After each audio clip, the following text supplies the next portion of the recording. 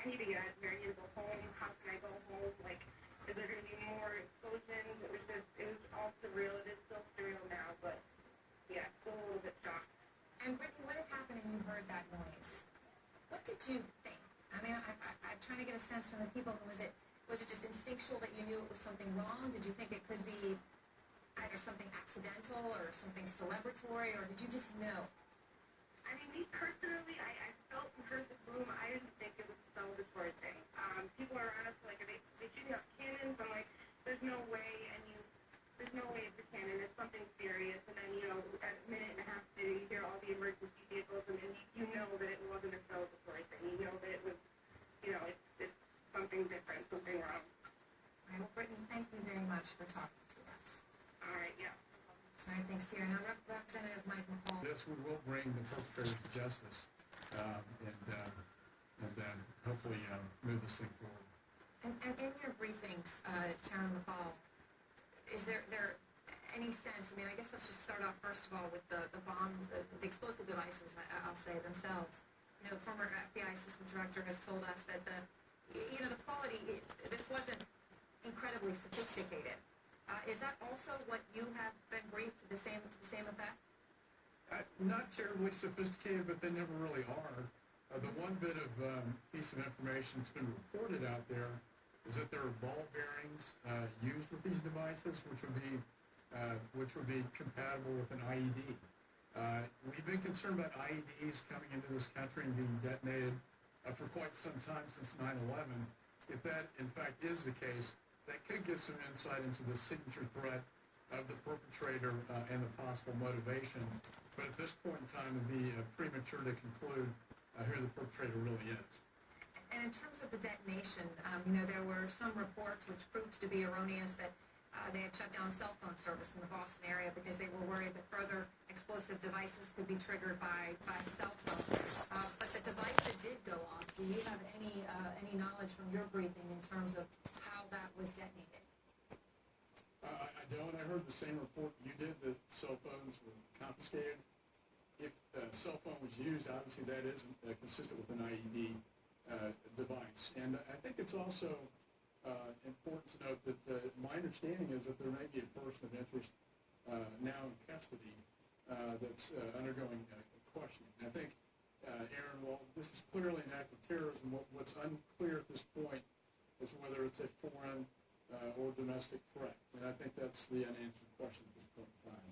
And do you have a sense on that at all? When you talk about a person of interest, obviously that person may or may not be involved as a person of interest. That's what the word means. But does that lead you down a path towards either foreign or domestic at this point?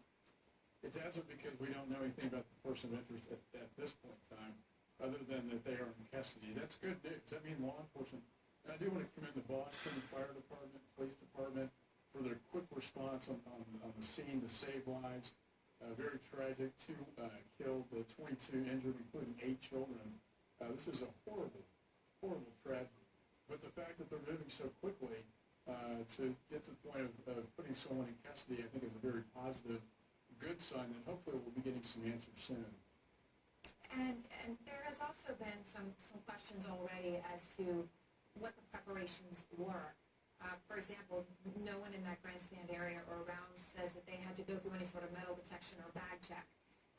That there were trash cans, and obviously in some places at big events they try to remove trash cans for the very reason that someone could plant some sort of an improvised explosive device in one. Do you think that there was anything in the preparation that may not have been adequate that could have made this preventable had it been handled differently? Well, I think the great concern of law enforcement and Homeland Security officials and FBI is that you just can't protect everyone in these outdoor events. And we've always been very concerned about these outdoor events, whether they be marathons, whether they be football games, shopping malls. You can't have a complete lockdown of security in a free society. And I think that's the balance that we always have. And it's almost impossible to completely secure these type of open events. So I think it's very difficult to prevent something like this. I do think canines do a pretty good job of that. I think you're going to see a heightened state of alert, obviously not in Boston, but New York and Washington. And unfortunately, at future marathon events, you'll probably see additional security taking place. question for you, sir. We've also heard that they're checking international flights and manifests. Is that something you've also been briefed on, that they're actively checking international flights leaving the United States tonight? My understanding is that at Logan Airport, they are checking the outbound and inbound flights at this point in time, for obvious reasons. I think they have to. While I think this may be a contained incident at this point in time, act of terrorism, we just don't know if there are wider tentacles to this.